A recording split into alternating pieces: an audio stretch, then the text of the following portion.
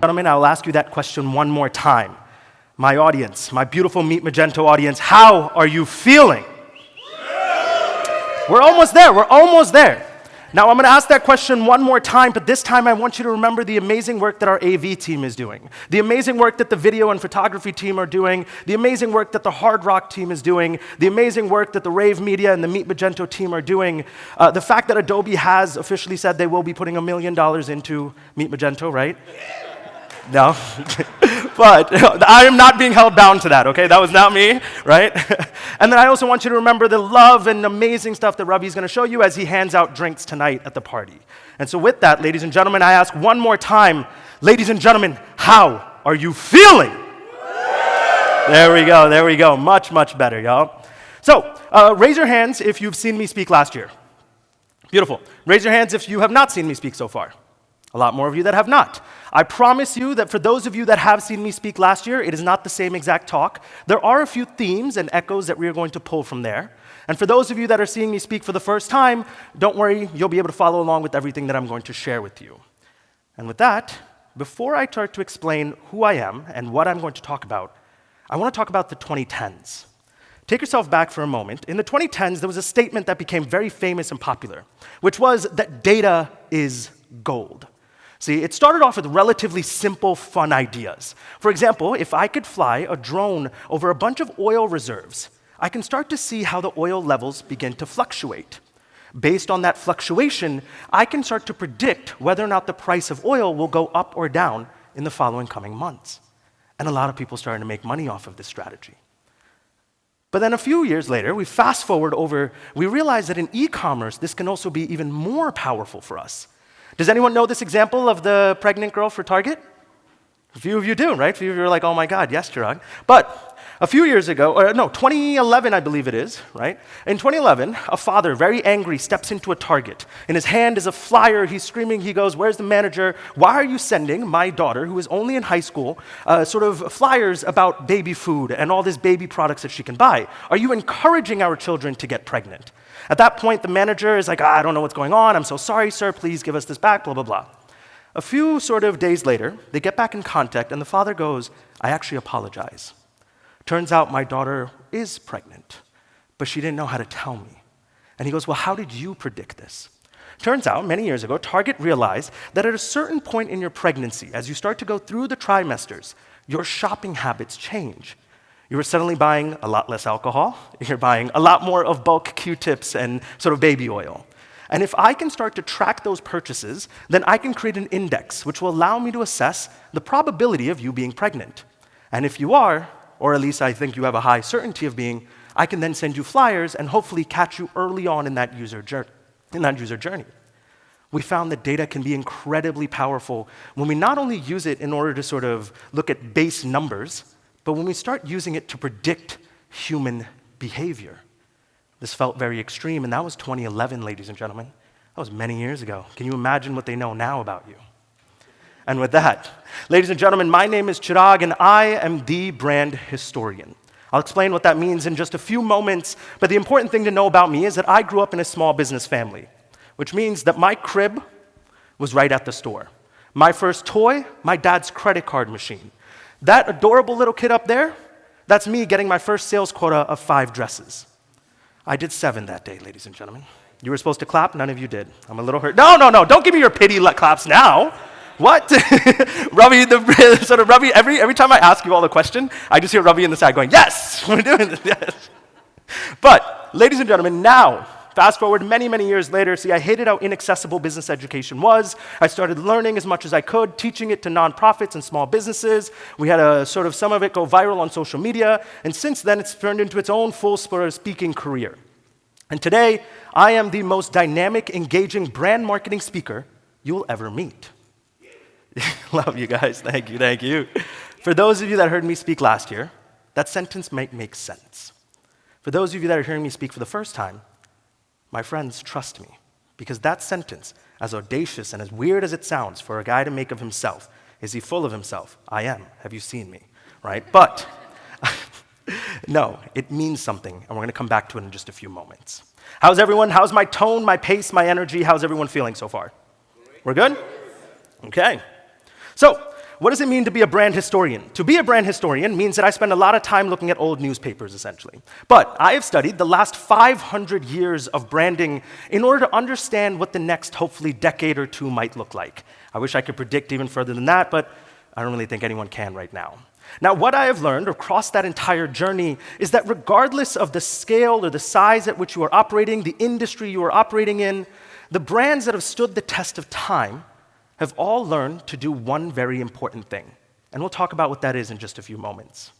But as a brand historian, I get to do quite a few cool things, like, for example, get to speak on stages like this and be part of this Meet Magento family. I also have a social media following of about 75,000, and I hope many of you will choose to join that audience. And finally, one of the things that brings me the most joy is the History Channel. How many of you are familiar with the History Channel? Raise your hands, please. Quite a few of you. Have any of you ever watched the mega brands that built America? Very few of you. But when you get a chance, take a look at the docuseries. It's about the rise of some of the most iconic companies out there. And if you go through seasons 2 and 3, you might see my face pop up on the screen. But, sorry guys, AV, could we get some help here? There we go. Now the thing I close out, and then after this, I promise we get right into the actual material itself. One of the things I have to acknowledge is that while my 5 to 9, as I call it, is I'm a brand historian, in my 9 to 5, I'm over at Google, where one of the hats that I get to wear is that I'm a resident brand evangelist, which means I get to advise large advertising partners on strategy and global narrative. I want to be very clear. Everything that I'm sharing on this stage right now is 1,000% my opinion. Does not reflect anything of my employers, and you'll see me talking about quite a few brands in here. None of this is to imply that I've worked with them, but more than happy to chat with you guys if you have any questions afterwards. And with that, let's move into the most important part. The previous 3 speakers all alluded to the same thing. We are going through a massive disruption right now. Ladies and gentlemen, there is a whole new world order. Let's take a look. Politics and regulation.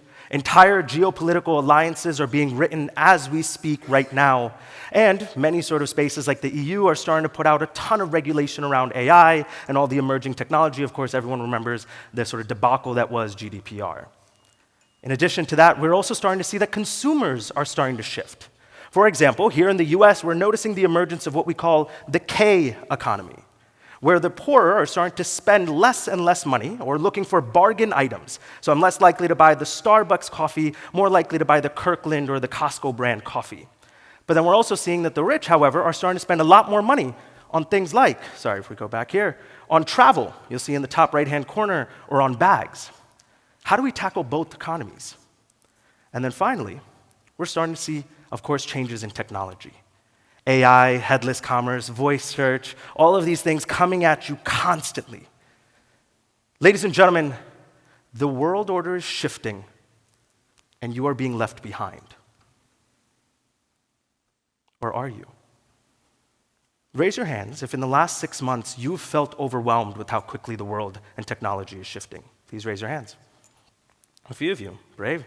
Please raise your hands if you know someone on your team or a customer or a client who has added extra pressure on you because they are overwhelmed with how the world is changing.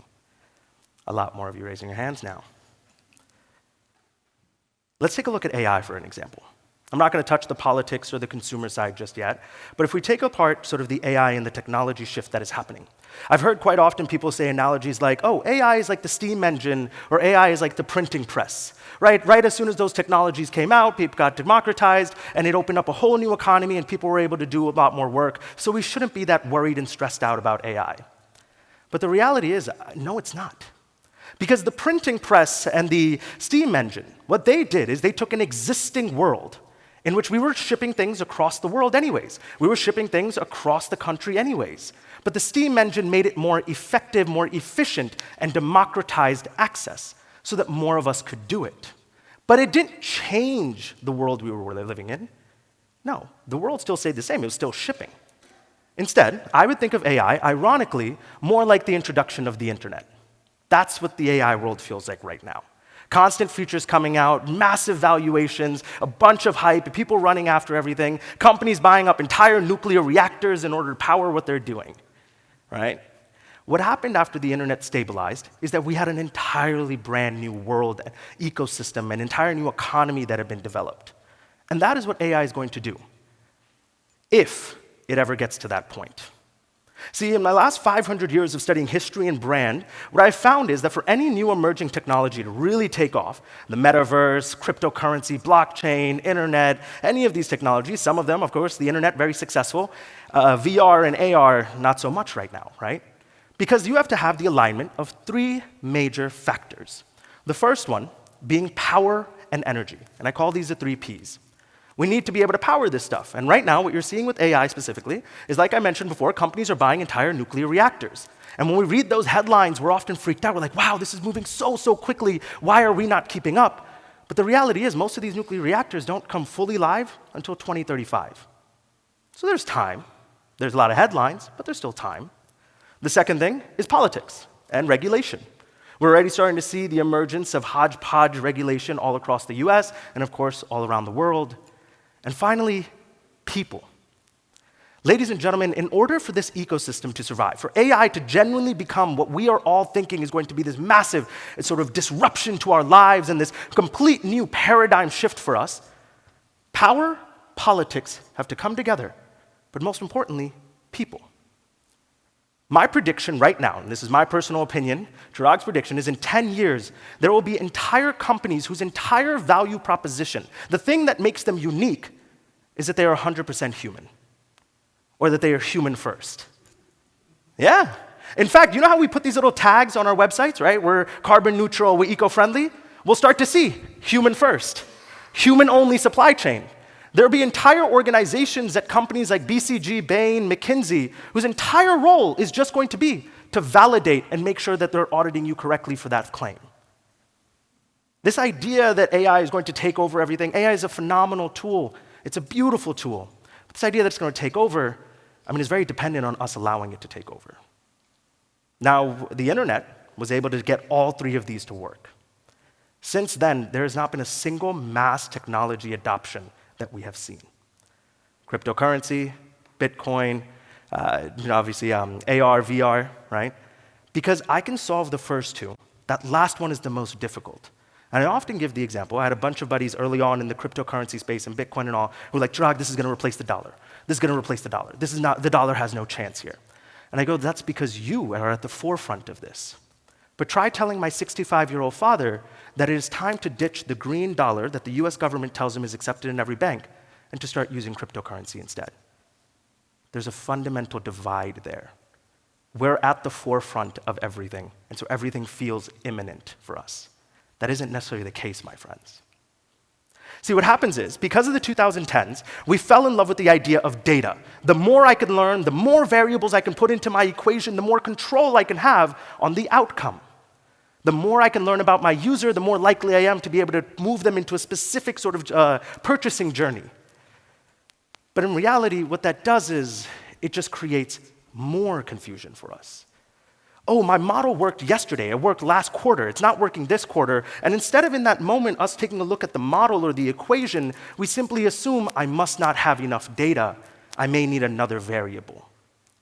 The more I know, the more I feel like I'm in control, the more I lose that control, the more I crave that control, the more data I begin to look for, and I spiral, and I spiral, and I spiral, and I spiral, until finally, I'm just bloated with infrastructure. And in your world, that looks like literally feature bloat. A website that has every damn feature out there that's been proven to lead to conversions, and yet nothing is leading to conversions. See, ladies and gentlemen, the biggest threat to us, what we found in history, as much as we often think it is, it's not change. Because humans, we're really good at change. We can handle change in the long run. The biggest threat to all of us right now is noise. And for this, can everyone please raise your right hand up? Okay, you're raising your right hand up. I want you to just, in your mind, think about your fingertips. How do they feel right now? Wiggle them around a little bit for me. Now quickly switch your mind to your feet. Keep your hands up. Keep wiggling your hands, your feet. How do they feel right now? Tired, achy? Think about your back right now. Think about the room. How does the room feel? There's a light everywhere that's hitting all of you. How do the lights feel right now? Chances are, in any of these, and you could put your hands down at this point, we've got enough photos to show that I'm really popular, but the point of that exercise, y'all, is we start to realize that there are a lot of things you were probably not even noticing before I pointed them out. You're so focused on what I'm saying right now because the lights have attracted your attention over to me that you may not be thinking about, hey, this is how my feet feel, or this is how the fingertips feel. The human brain, while it seems, at least based on our studies at the moment, has infinite storage, one of the most powerful computers out there, it is incredibly bad at downloading that information. In fact, there are studies, and you can choose whether or not you trust in sort of the way in which this is measured, but I do think it proves a certain direction that we want to take this in, is apparently, according to a leading study right now, the average human brain at the moment can consume about 120 bits per second. The average human conversation is about 60 bits per second. That means that it is incredibly difficult for us to have a conversation with two individuals about different things at the same time. Because if I do that, I've used up all my bandwidth. How am I going to remember to also breathe in that moment? That's why we often struggle. And then we've also learned that the average brain can take in about 74 gigabytes of information every single day. So we can take in quite a lot by the end of the day, but the speed at which we're taking that in is very, very low. And what's happening at the moment is that we are constantly inundated with ads and noise and responsibilities and things going on. And so when we read these headlines about how quickly the world is moving without us, it feels like we're falling behind. But how do we stand out against this? If I go, pa-da-pa-pa-pa, what's that? I'm loving it, yeah. You guys can be louder than that. If I go, pa-da-pa-pa-pa, what is that?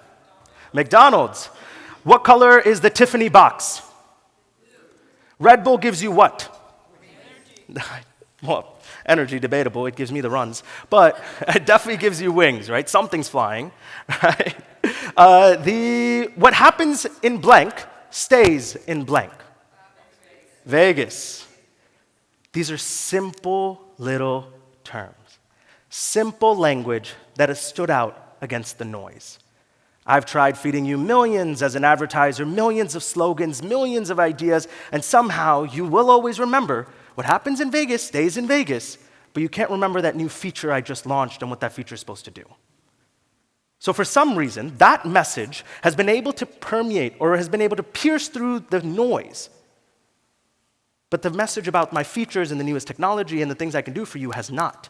And why is that? Because what we're looking for is clarity in message. And now the next few slides, for those of you that were with me last year, the next few slides are going to be sort of a reminder of what we did last year. For those of you, of course, that weren't, hopefully this will be a really quick sort of crash course. But one of the things that I've developed over the last few years, I've had the chance to work with some of the world's largest corporations down to mom and pop shops. I've worked with celebrities down to people building their brands in corporate America. And what I've learned is regardless of the scale at which you operate, the fear that we all have as humans is fundamentally ingrained into us. Will I be remembered? If there's an opportunity for a promotion, will my manager remember me? If there is a product on a bunch of products on a shelf, will my product or my brand be the one that my customer remembers? If suddenly a client decides we're going to expand our website and we want to build something new or we want to get a new module, will my brand be the one that they remembered from a conference they attended 2 years ago? Will I be remembered? And in order to solve for that, we've developed a framework, a 3-step process. Step 1, we call your brand echoes. The simple, easy terms, the emotions, the feelings we want people to associate with us. Ba-da-ba-ba-ba, Tiffany blue, what happens in Vegas stays in Vegas, Red Bull gives you wings. Simple, easy language that is quick and easy for, hey, Meyer, if you're getting a photo, let me flex real quick. But the second step from there is once you've figured out what your echoes are going to be, what are the things we want people to remember when they are thinking of us, how do I share that message with them? We get into what we call the 8 resonance story types. These are 8 easy stories that all of you can start writing right away. And I promise you before this conference ends, if you come up to me with your stories, because there is someone in the crowd who has been asking me to look at their stories since last conference, and I owe them big time. But if you come, I'm more than happy to go through these stories with you and work through some of this as well. And finally, we end out with something called the brand curiosity theory. I have my stories, I have my words. How do and when do I share them with my audience? Because if I came up to you in a conference and immediately just started going, here's what we're doing, and here's what we're going to do next, and here's what we're going to do, and here's how it's going to cost, you're going to get overwhelmed. So I need to pick and choose the stories that I'm telling. That's where the brand curiosity theory comes in. Now, we're not going to go through all 3 of these because we don't have the time, and I want to give you new material instead of the old stuff. However, I will encourage that the talk from last year, I believe, is still live on Meet Magento, and all of you can still review that talk as well. I was about 10 pounds lighter then. Right. But we are going to quickly go over the concept of brand echoes because it is going to be meaningful to what we are doing for the rest of this talk. Ladies and gentlemen, how many of you know Heinz ketchup? Raise your hands, please. Nice. Okay. So Heinz has 3 words that they want you to know them for. There are 3 echoes. And the reason we call them echoes is because the idea is that once I've chosen the words I want you to use about me, I am going to repeat those words so many times in unique, interesting ways that eventually they will become so ingrained into your mind that when someone asks you about me, you're simply echoing back the words I've given you. In this case, they have red, slow, and 57. Red means I'm using high-quality tomatoes, slow means it's not watered down, and 57 just means, well, 57 varieties. If those are the words I want you to remember, simple, easy words, the way I remind you is cool, interesting experiments. For example, having a website that took 57 minutes to load. Once again, a website that took 57 minutes to load. An all-red loading screen, you can see it on the top over there, right, this way. But once you were, if you waited until the end, it was an all-red loading screen, red, slow, you got rewarded with a bunch of coupons at the end. That's where they incorporated the 57. Another fun example is that they came out with an all-red puzzle piece. How many of you are puzzle people? Raise your hands. You guys are weird people. Nope. See, in my home, there's no more puzzles allowed because my little sister is a big puzzle fanatic. Last time she completed a really big puzzle, she asked if I could help her pick the puzzle up. I thought that just meant you pick the puzzle up. That is not what that meant. There's a dent in my home and my head right now from how angry she was, right? But they came out with an all-red puzzle, 570 pieces, slow, red, 57. They partnered up with a paint company called Lick to come out with red, slow paint. And then finally, my favorite example from all of these, how many of you are familiar with Waze, the navigation app? Yep, quite a few of you. I love how you just went, at this point, this guy's going to make me raise my hand too many times. He's just like, yep, I did it, right? But what they did is, in Waze, if you were trapped in traffic in Canada, then it would turn red because that traffic is going slow. And you were going at around the same speed at which the ketchup should be leaving the bottle. There's an actual number, and I encourage you to look up what that number is. But if you're doing that, they would give you a coupon. Red, slow, and 57 was incorporated into the coupon itself. Simple words, fun ways to remind you. Speaking of which, how many of you are fans of Taco Bell? Raise your hands. Nice. Now, raise your hands if you've had Taco Bell in the last 6 months. Keep your hands up if you had them in the last 6 months. Keep your hands up if you had them while you were drunk. What? Did you just raise your hand when I said the drunk thing? Yes. So ladies and gentlemen, Taco Bell many years ago realized that the people who love us the most seem to be people who have gone out for a night of drinking, are stumbling back going, I need a chalupa. And then they're waking up in the morning with chalupa wrappers all over them, right? That's my blanket for the night.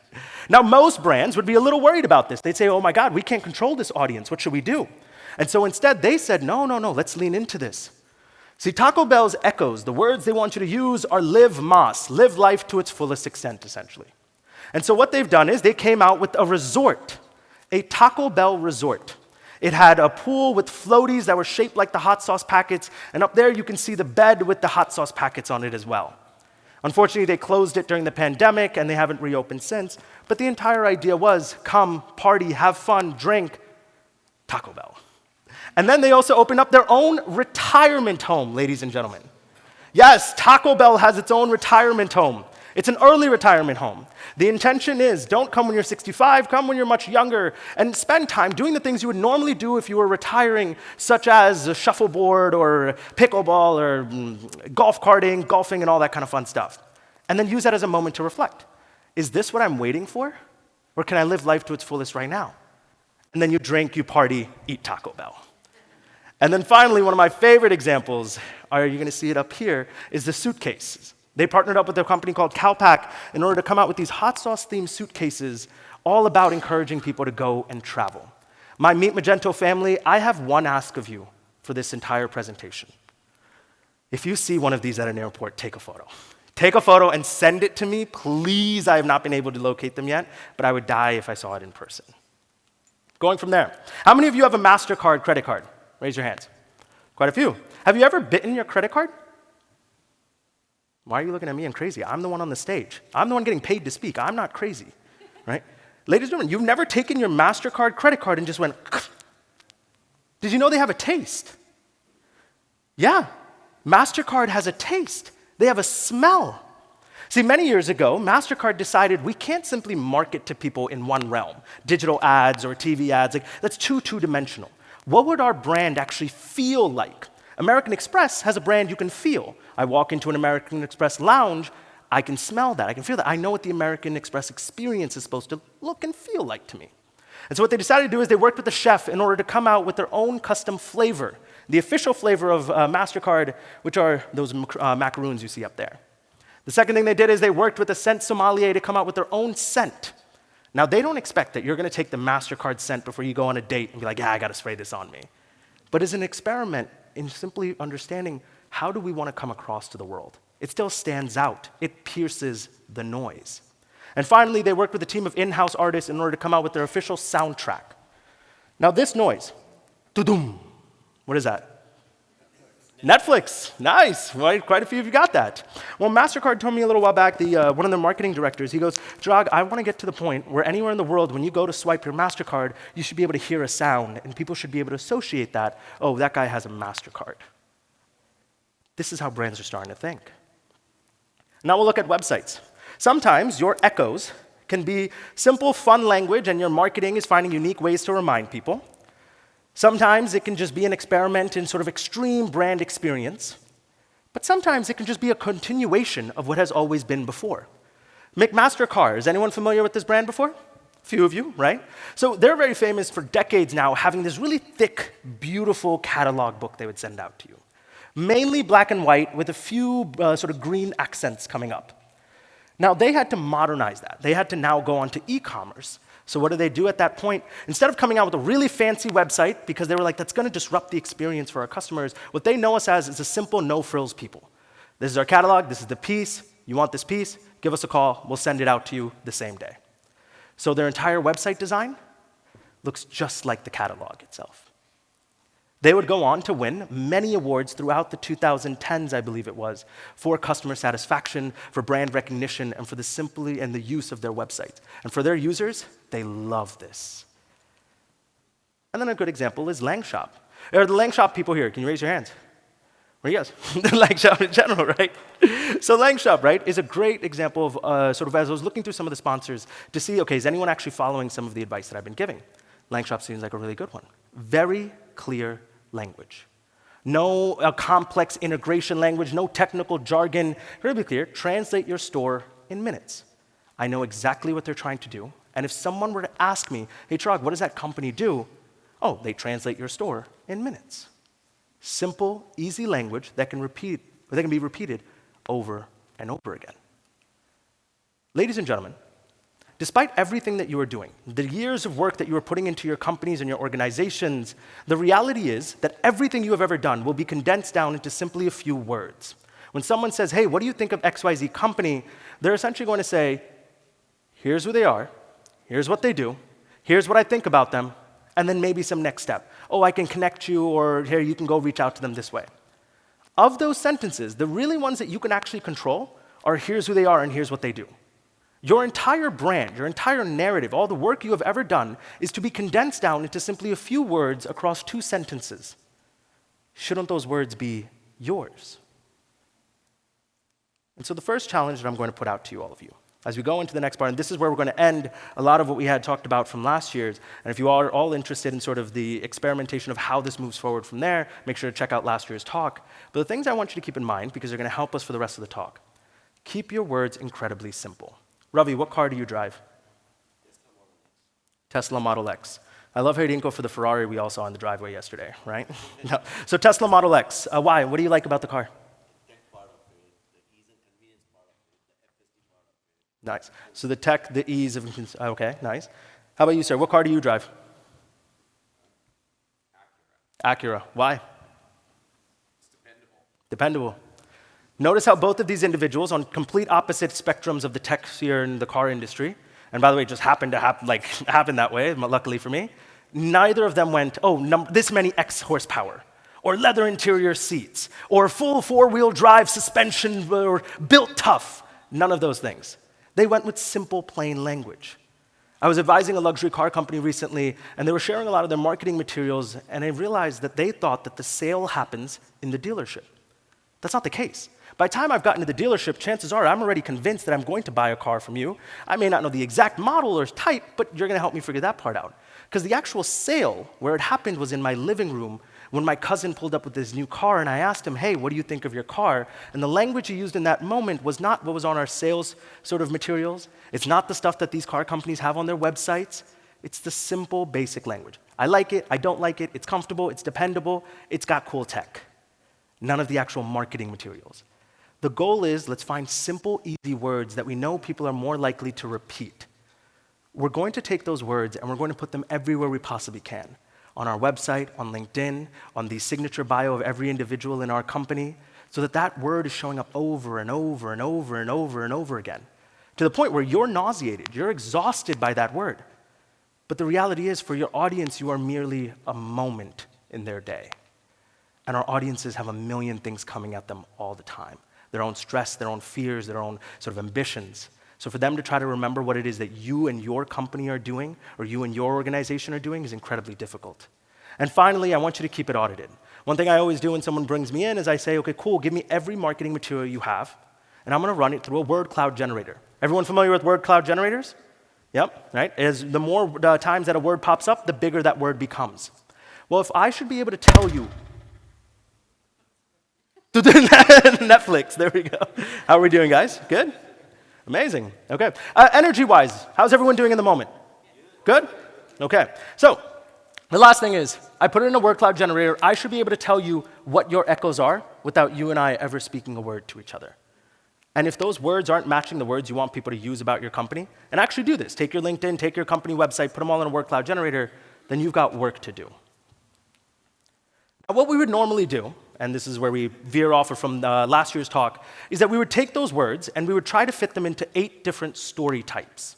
I'm going to not do that because you have last year's talk to help you do it. I see a few of you are taking photos, and let me show you this slide instead, which actually includes the questions or the guiding prompts for each of these. Now, what we tend to do, or what I tend to recommend, is once you have your words, sit down with your team, and at this moment, write 500 words for each story type. It is easy. Your origin story, where we started, your product story, what are we offering, your audience story, this is who we've worked with, your future story of here's where we're headed and the new features we're about to develop. Over time, you'll realize it's very easy to write these words, and eventually you'll start writing even more than the 500. But say you write the 500. What you're left with at the end of the day is what I call your confidence document. That means you are now left with 4,000 words written in your tone, in your language, about who your company is and what you're doing, and because you've taken the time, it's feeding in that simple language, those echoes. So now when the people designing your booth for a conference, they copy and paste from there. Your CFO, copy and paste from there. Your social media intern, copy and paste from there. Customers, when they're saying, hey, can you send us something? You are sending them the exact language and tone that is your company. It allows you to become confident over time. A lot of you, over those of you that saw me speak last year, some of you have come up and asked how I feel confident speaking on stage. The reality is I would love to tell you that I've been given some God-given gift and I am amazing, and the reality is it's not. The thing that I've done that makes me different than many people is I took the time to write down these stories. And so when I get on stage, all I'm doing is telling you sentences from my story. When someone says, Chirag, what do you do? I'm not freaking out because I'm pulling a sentence from my origin story. I grew up in a small business family. A sentence from my product story. I get to travel the world giving talks about marketing and branding. A sentence from my audience story. I get to talk at niche conferences as well as tech conferences. A sentence from my future story. One day I will sell out Madison Square Garden. It is easy for me to answer questions because I'm just copying and pasting. That's where confidence comes from. And now, ladies and gentlemen, weaving this back into our talk today. The world is fundamentally shifting, but that means it's getting noisier. And so as you begin to take a look at your tech stacks, and I will have different advice for those of you that are agencies in the room versus those of you that are businesses. As you look at your tech stack, my challenge to all of you is to reconsider what layer 0 is. Layer 0 is no longer a feature or a company. Layer 0 is your narrative. And I'm going to give you, now we have about 20-ish minutes left. Over the next 20 minutes, I'm going to give you a ton of examples, real-world case studies of how brands have done this. At any point, if it feels overwhelming, I'm gonna check in. Actually, that's what I'll do. I'll check in every few stories because it can be a lot of information that I'm throwing at you. But the goal here was to arm you with as much as I possibly could. But before we go into that, as we were designing the slides, the guy I was working with to design the slides, he goes, Chirag, what should we put here to symbolize stacking? We couldn't find anything that represented tech stack, so we went with the brownies instead. But how many of you are familiar with Duolingo? Nice, the language learning app. How many of you know about the bird? Nice, a few of you. Wait, whoa, rewind. Raise your hands if you know about the bird. And now raise your hands if you know about Duolingo, the company in general. More of you know about the company than the bird. That is a fundamental shift. That is very different for me as an audience.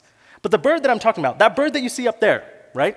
That is their mascot. So Duolingo started off as a very simple language learning app. Now, what happened over time is they started to send notifications to people. Hey, you haven't done your lecture, you should do your lecture. Hey, you haven't done your lesson today, do your lesson. And over time, it started to get very straight to the point. Do your lesson today. So people started to go, is Duolingo threatening me? So they go onto Duolingo's Instagram or Twitter pages and all, right? And they go, under the comments, they start to write things like, Duolingo, I've done my homework for the day. Can I please get my wife and kids back? Right? Most companies or CMOs freaking out. What the hell is happening? No, we got to step back. In that moment, they doubled down. And what they did is they actually created this, or at least doubled down on this sort of mascot, a physical mascot. The Duolingo bird. This thing is unhinged. It twerks. It loves Dua Lipa. And at one point, I am not kidding with you, my friends, it had babies with the Scrub Daddy mascot. That is a horrifying video to see. Can you imagine walking into a room and trying to pitch that to a company like, hey, we're going to have the mascots have babies, right?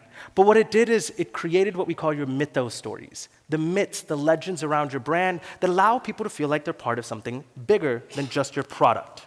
They feel like they're a community. This conference, in a way, is its own mythos story. You feel like you're part of something bigger than just Magento itself. Now, the interesting part about this is that when you build such a strong connection to your audience, this is at the point where people on Instagram and Twitter and Facebook and everywhere else are following this entire page simply because they've fallen in love with this character. And every time this character is about to go do something, the character turns to the audience and lets them play a part. Hey, should I go twerk here? Should I go twerk over there? Should I do this or should I do that? Should I introduce this or should I do this? Suddenly the audience feels like they're part of the actual experience, part of the actual development. I'm part of this company. Until a few months ago, when the CEO sent out a statement. The statement goes, because of AI, we will no longer be hiring any more people. We're going to lay off quite a few individuals who were sort of the language experts that we were using in order to scale up languages, and we've frozen hiring unless you could prove that your work cannot be automated or the additional work cannot be automated. For most companies, standard announcement.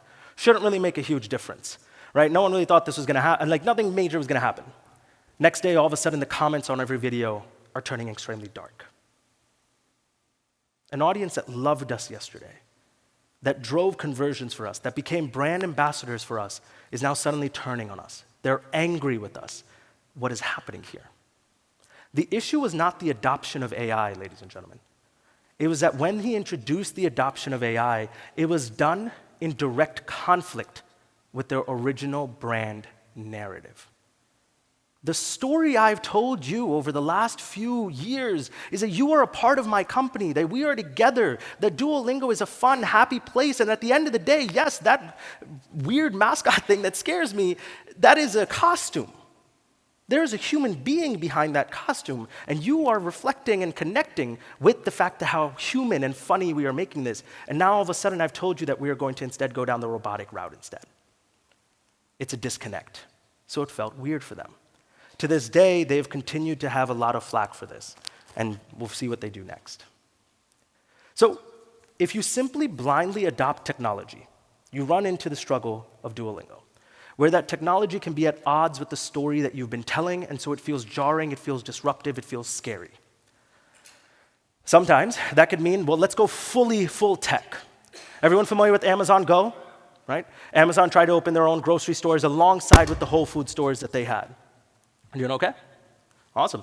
So they try to open up those stores. A few years, they try to introduce those stores. It's all high-tech, it's fun, but they realize that there's no brand there. There's no connection there. And so they announced just, I believe, 2 weeks ago that they're closing down all of the Amazon Go stores. That was very heavy tech. Let's lead with tech. But then you have the opposite side, which is Trader Joe's here in the US. For those of you that aren't familiar, Trader Joe's is very, very successful because they take a very low-tech, high-neighborhood approach. Their entire story is that you should know the person that is bagging your groceries because we're most likely hiring from the neighborhood. We're bringing in things that the neighborhood wants. We are the neighborhood store. There's very little automation. There's no self-checkout. It is all about the neighborhood. So you could decide, Chirag, fine, either I'm going to go full tech, but when we do that, then there's no color, there's no flavor left. You can go the opposite direction, that cool, we're going to go full brand, full story, full neighborhood, no tech adoption. But at the end of the day, Trader Joe's is being left behind in a way, because technology will continue to advance. Their costs will continue to rise while their competitors' costs will continue to drop. So it works for them now, but will that work for them in the future? The future will tell us. So the option cannot be this. It can't be blind adoption of new features and new technology as they come out just for the sake of doing it, because that can disrupt how people feel. It cannot be full tech, full forward, full future-facing for the sake of it, because then there's nothing for me to connect to. And it cannot only just be story. There has to be movement forward. I'm not going to come here and tell a bunch of web developers and brands here, don't invest in future technology. But how you do it matters. Last year, we had this Chewy CEO? Sumit Singh, right? He had come in to sort of talk about what Chewy was doing, and I love one of the stories that he told that I brought it back for this story, is how many of you used Chewy before? Raise your hands, right? Quite a few of you. For those of you that aren't familiar, think of them like almost like the Amazon, but for pet care.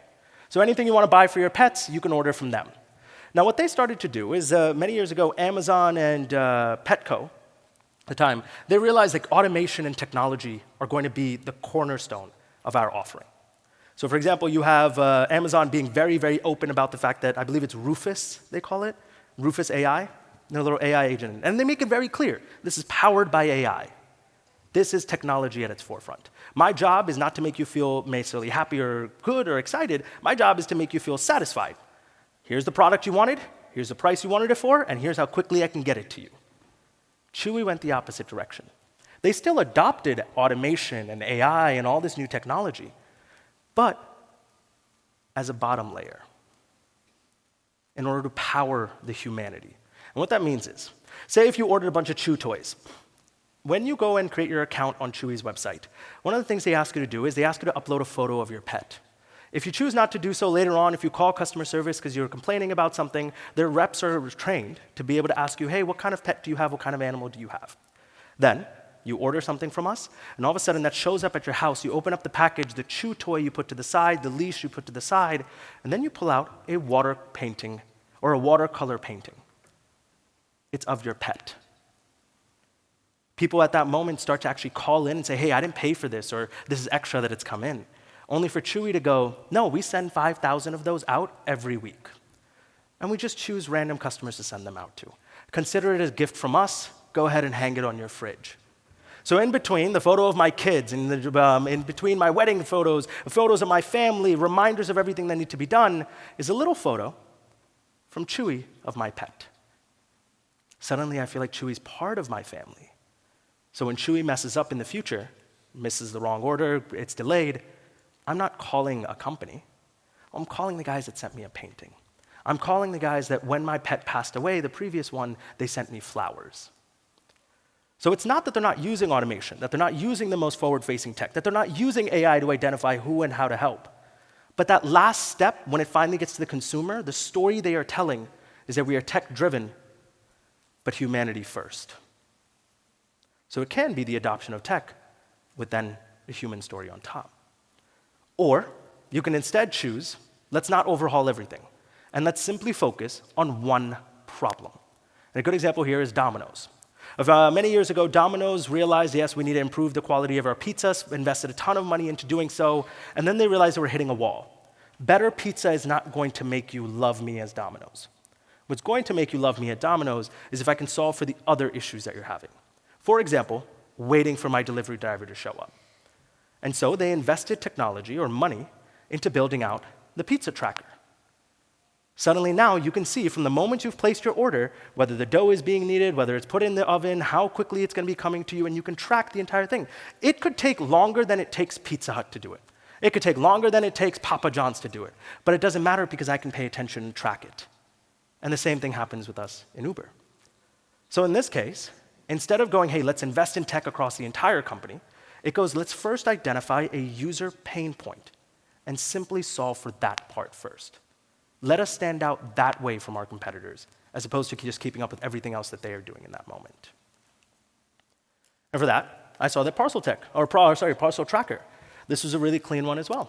I love businesses. I think over the next few years, what we'll start to notice is either the brands that are able to stand out are those that have really strong narratives and are able to do everything for you, which is going to be incredibly overwhelming for you as service providers to do, or the brands that have completely niched down and perfected one thing that can be customized infinitely.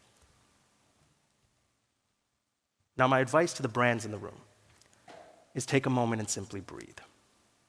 The two sentences, Ravi's actually breathing, is to calm down. I know the world feels overwhelming, but take a breath and understand the next two sentences I'm going to say. The question is no longer, what is this new technology? How can we use it? The question is no longer, what is this new technology and how can I use it? The question now is, what is the story I want to tell? What is the solution I am trying to drive? And what's the right technology to help me do it? You don't have to adopt the fanciest, newest thing. In fact, you will come across bloated, you will come across as just another brand out there. As you're working with your agency partners, and agency partners, we're going to get there in just a moment, and the advice on your side, lead in with, yes, I know you saw that really cool, interesting tech in a new magazine, or you saw an article, or you saw one of your competitors implemented something. I am not asking you to stop. I'm not asking you to slow down. I'm not asking you to quit on technology and just trust your agency partners. I'm telling you to be intentional. You have a finite amount of resources, finite amount of time, and what we've seen earlier with our brain powers, we have a finite amount of information we can take in at once.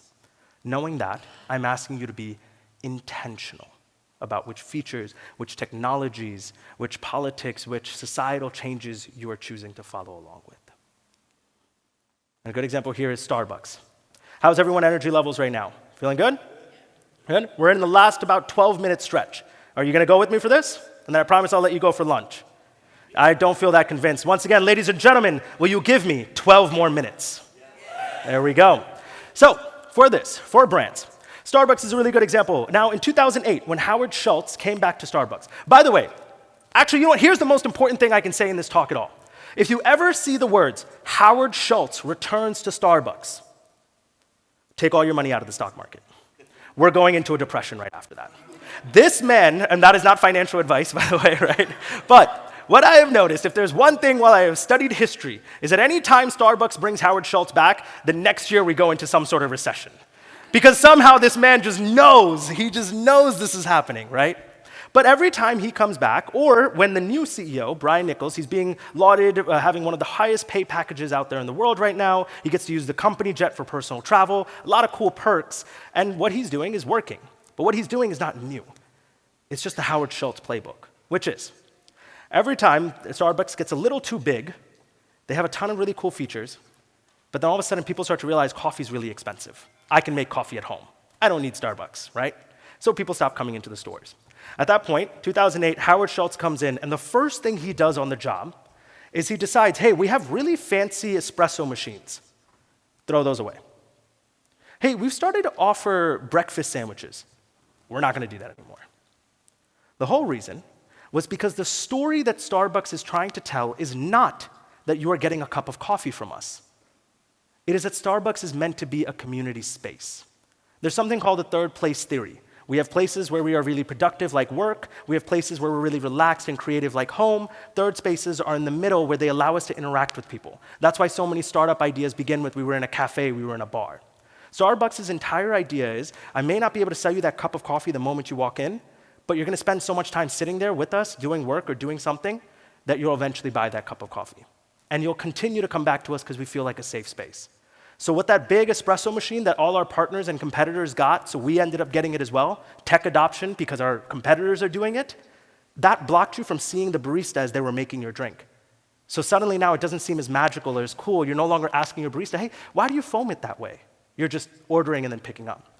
That mobile app that we invested millions of dollars into because all of our competitors are doing the same thing, tech adoption for the sake of our competitors, it actually hurts us because now you're just ordering your coffee, you're coming in, grabbing it, and you're moving on.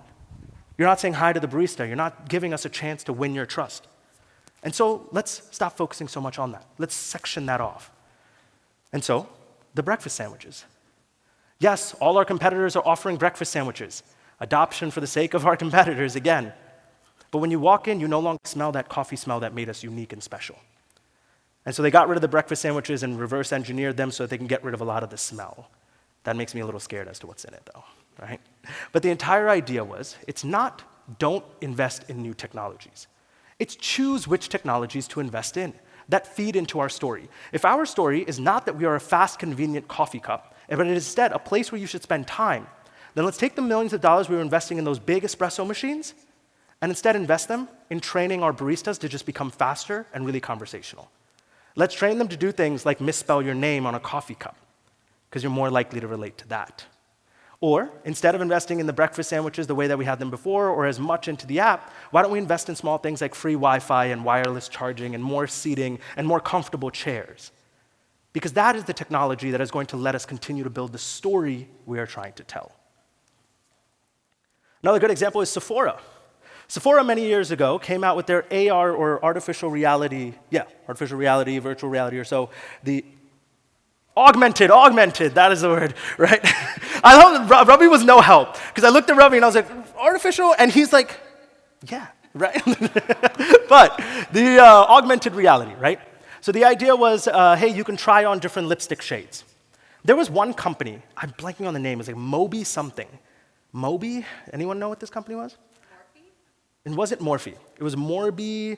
It was a service provider. Essentially, they were the ones that had cracked this whole AR game for a lot of these makeup brands early on. Aside from Sephora, there were about 50 to 60 other brands that were using that same exact service provider. Eventually, L'Oreal would end up acquiring that company. But at this point in our story, Sephora is one of 60 companies using the same technology, the same module, the same service provider, the same sales agent as all of their competitors. And yet, for some reason, they're the only ones making it into the headlines. They're seeing a lot more adoption than any of their competitors. The same tool, but different adoption rates. Why? Because most of their competitors simply introduced it as a tool to try on your lipstick shade. Technology for the sake of technology. Sephora said, what is the story we're trying to do? What is the goal we have here?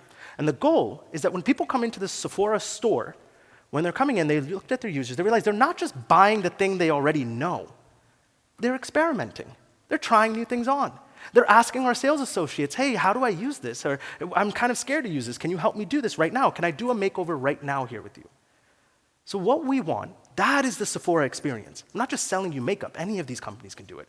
I'm selling you that Sephora, that relationship, that connection, where the first time you experiment with the shade, that definitely doesn't match you over to when you're an expert and you're looking for some of the best stuff out there. We're there with you through the entire journey. So when they implemented this AR technology, what they did is they started to integrate things like tutorials. They started to integrate things saying like, hey, cool, that lipstick shade looks beautiful on you, right? Or here's how it would look, what most of their competitors did. But they added on a layer that said, oh, but here are 5 other products that you might also like. And also, hey, do you know how to use these products? Let me teach you how to do it right now. And you can see, I'll guide you right on your face on exactly how to apply it. Again, the same technology as their competitors. But the way they implemented it was influenced by their story. The website now felt like an extension of the Sephora experience, and not just a secondary sort of resource.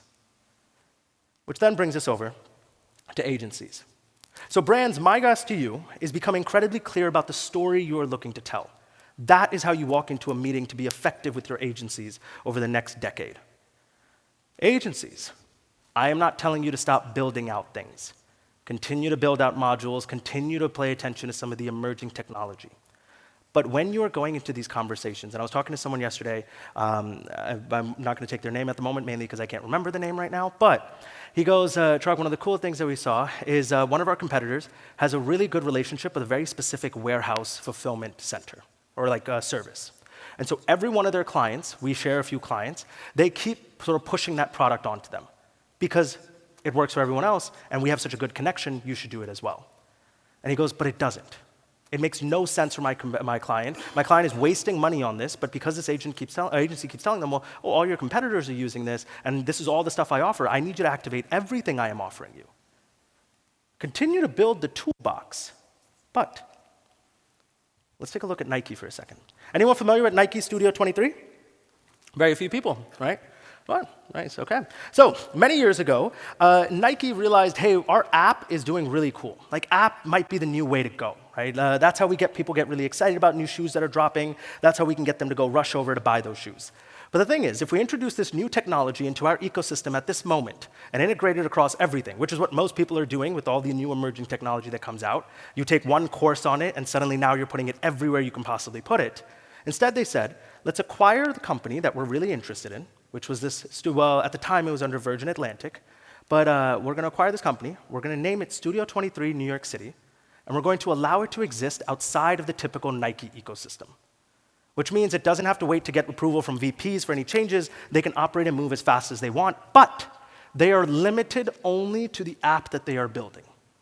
Now, this team would come up with really cool ideas like limited edition drops or getting people to show up to a physical location in order to reserve a spot in order to get a new shoe, or to have games for them to play in order to move up in the line or move someone back in the line. It became one of the most immersive experiences for people out there and a huge, huge part of the sneakerhead culture, the audience that Nike cares about. And yet still, Nike did not take this technology and spread it across everything. They still did not take that company or that organization, and bring them into the sort of mother company instead. They still said, cool, this tech is great. It's very interesting. It's leading to some results. But there isn't a need in our story at the moment. Until they realize that one of the most avid users on their apps are individuals from Dominican Republic, so Dominicans living in New York City. For some reason, they love this app, and they're very active users. Nike realizes, wait a second, but that's what we do. We love finding small local cultures and ingraining ourselves in there. So let's take this data, fine, if those are active users, and let's work with an artist, a Dominican artist, to come out with a shoe called De Lo Mio. De Lo Mio was a limited run. They took a bunch of photographers into the sort of the Upper East Side where the Dominican sort of audience was, took a bunch of realistic photos and stuff, made sure they included the community. As soon as the shoes dropped, they were sold out. Even then, Nike didn't decide to take this company and move them in. But what they did start to do, which is what I want to encourage you all to do, build the module, start to play with the technology, allow that technology to exist on its own for a while until you can identify a moment in which it fits your client's story. Instead of trying to pitch them, here's an end module, look at all the things it can do for you, and I promise you it's going to be just trust me, no. Allow the module to build itself out, build that module out, and find that moment, hey, that thing that you were already doing without this, I can supercharge it. The Studio 23 was able to go back to Nike and say, hey, you were going to try to find these pockets of really deep fans. My data will help you do that. And the best way to put this is, if you ask a tailor what they need, they'll say, I need scissors, I need a measuring tape, I need a magnifying glass, I need something to make marks. But you would never sell a tailor a Swiss Army knife, because that's not the story that they're trying to tell. You walk into a tailor shop, you've got the suit on, and the guy whips out a sort of Swiss Army knife, you're getting a little scared at that moment. And so, instead, I want you to do what Rave Digital and AdWorks does instead. Build the modules out. Sure, you can have the claim to fame that we have all of these tools and everything that we've built out, but then from there, look at the story that your customer is trying to tell. When you're walking into these strategy meetings, force your customers, force your clients to go, what is the goal? What is the outcome you are looking for? And then let's pair up certain technologies for you. The brands that are going to stand the test of time over the next 2 decades are the ones that can do a lot, but do it intentionally, even if it's just a small part of it. Now, ladies and gentlemen, as we started this talk, we talked about this idea that there is a new world order. Things are changing politically all around the world. Regulation is shifting. Consumer behavior is starting to shift. We talked about the K economy earlier today, but now I want to also point out things like the conscious buyer. People are voting with their dollars. I might buy a Ben & Jerry's ice cream because they stand for something politically versus any other brand. So people are starting to assign themselves to brands. They no longer simply want products. They want something that feeds into their identity. And finally, technology is continuing to shift. Now, my friends, I'm in the middle of the tech world, and even I'm overwhelmed. There's going to be a lot of changes. It is going to continue to get incredibly complex. The world is going to get scarier if you're scared already, and if you're not, brace yourselves. But over the last 500 years of studying brands and history, the brands that have been able to survive and thrive are not those that run ahead and try to keep up with the change and the chaos. It's the ones that take a moment to step back and ask a simple question. What is the story that we are looking to tell? The next 5 steps I take, am I taking them because I'm panicked and I'm freaking out and because my competitors are doing it? Or am I taking it because it's intentional for me? Ladies and gentlemen, I don't know what the next chapter really holds, but I'm also not very scared, because the reality is, I know exactly who's writing it. If our story is to be written, all I'm asking you to do is to be intentional and let it be written by our pens. And I look forward to writing the first few sentences with all of you tonight over espresso martinis. Ladies and gentlemen, my name is Chirag, the brand historian, and once again, meet Magento family. Thank you so much for welcoming me into your arms.